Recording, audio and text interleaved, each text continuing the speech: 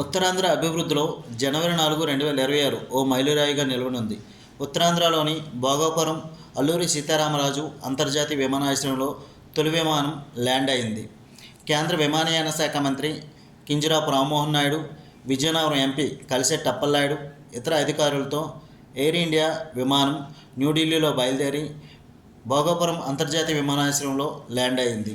Landing సమయంలో వచ్చిన announcement చాలా ఆనందాన్ని ఇచ్చిందని కేంద్ర మంత్రి తెలిపారు.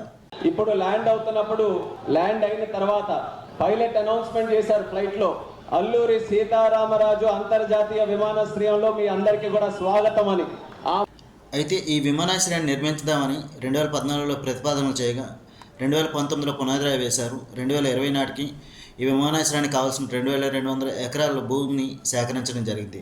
మొత్తం 4592 కోట్లతో నిర్మించదలిచిన ఈ విమానాశ్రయానికి 3.8 కిలోమీటర్ల రన్వే ఉంది.